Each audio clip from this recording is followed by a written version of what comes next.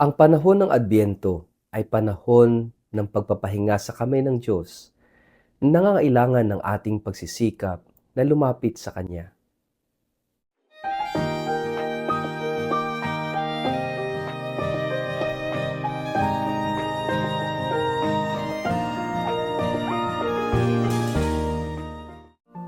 Ang mabuting balita ng Panginoon ayon kay San Mateo.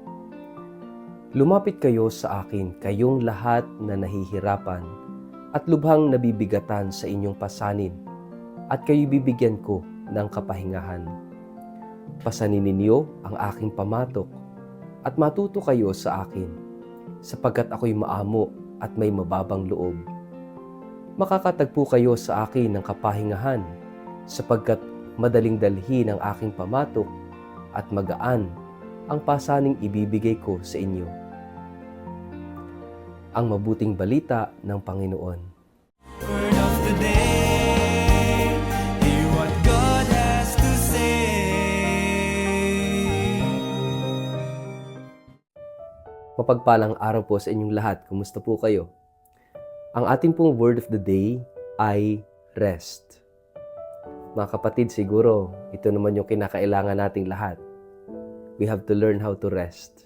Ako rin. Kaya ito ngayon, medyo masama ang pakiramdam dahil sa mga sunod-sunod na mga gawain, activities, no?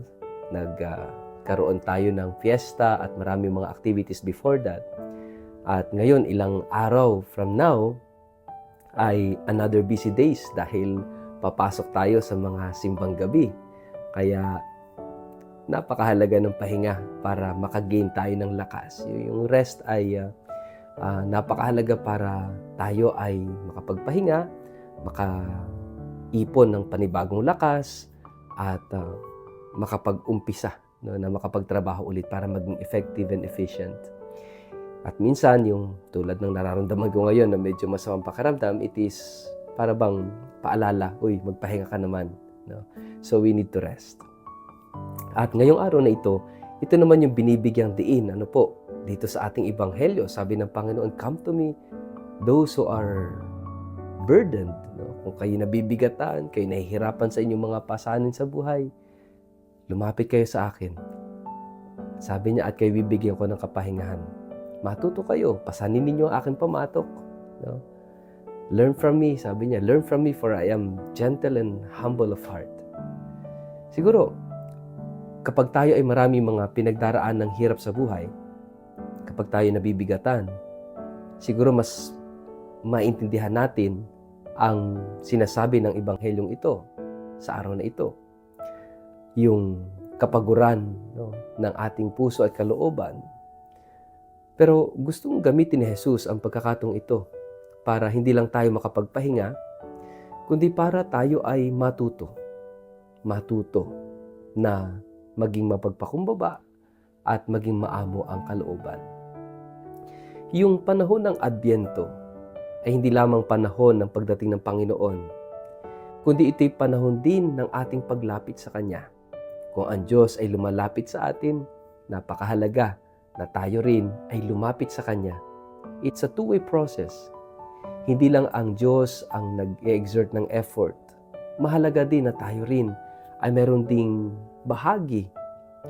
Kaya nga, itong panahon ng Adbyento, it's not a passive waiting, but an active waiting. At yung active waiting includes yung paghahangad at paghahanap ng puso.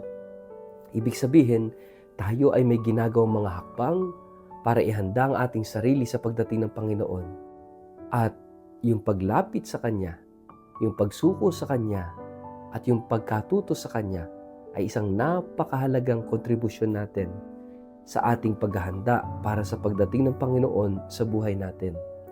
Kaya magandang himay-himayin itong ating gospel. Sabi niya, "Come to me, those who labor and are burdened." Lahat ng mga nagtatrabaho, lahat ng mga nagsusumikap, lahat ng mga nabibigatan. So nais na Jesus na makita natin yung ating kalagayan, makita natin yung ating sitwasyon, no, na kung saan we need to rest. Baka tayo sobrang pagod at abala sa napakaraming bagay sa buhay nito. That sometimes There are things na hindi naman talaga essential. Pagod ang puso sa paghahanap ng kahulugan, ng kasiyahan at madalas hinahanap ito sa makamundong pagpapahalaga, sa material na bagay, sa mga bagay na kung saan ay hindi naman talaga nakapupuno at nakapagpapasaya ng puso ng tao. Kaya nga, kung tayo ay pagod sa ganung bagay, sa paghahanap, napakahalaga that we rest in Jesus. Ipahinga kay Jesus. Ibig sabihin ng pagpapahinga kay Jesus, ipagkatiwala, isurrender lahat natin sa Kanya. And hayaan natin siya yung maging in charge, no, sa buhay natin.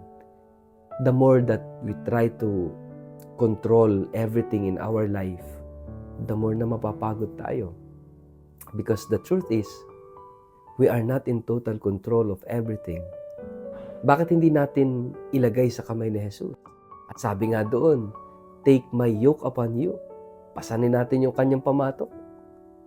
At sabi niya, learn from me, for I am meek and humble of heart.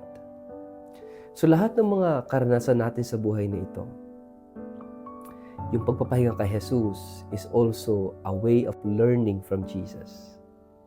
Yung bang, it's not about us. Magaling man tayo, matalino man tayo, nakapag-aral man tayo, pero we don't know everything. There are so many things sa buhay natin na hindi natin naunawaan at hindi natin lubos na nalalaman. Kaya napakahalaga na yung pagpapahinga kay Jesus, yung pagtitiwala sa Kanya, is also a way of learning the essentials in life. At ano ba yung essentials in life? Pagiging maamo, pagiging mapagpakumbaba ng puso. Because a meek and humble heart is open to learn more in life. Kaya nga mga kapatid, ngayong panahon ng Adbyento, alam nating darating siya. Napakahalaga na ihanda natin ang ating sarili sa pamamagitan ng ating pagsusumikap na lumapit sa Kanya at matuto. Na lumapit sa Kanya na may kababaang loob at kaamuan ng puso. Sapagkat sa pusong maamo at mababang kalooban, doon lamang tayo pwedeng matuto sa buhay. Matuto sa kung ano ba talaga ang pinakamahalaga. So let us try our best to rest in Jesus and to learn from Him. Sa ngalan ng Ama at ng Anak at ng Espiritu Santo. Amen. Ama naming Diyos, isinusuko namin sa iyo ang lahat. Ikaw na po ang bahala sa amin. Turuan mo kami at gabayan mo kami sa buhay na ito. Amen. Pagpalain po kayo at ingatan ng makapangyarihang Diyos, Ama at Anak at Espiritu Santo. Amen.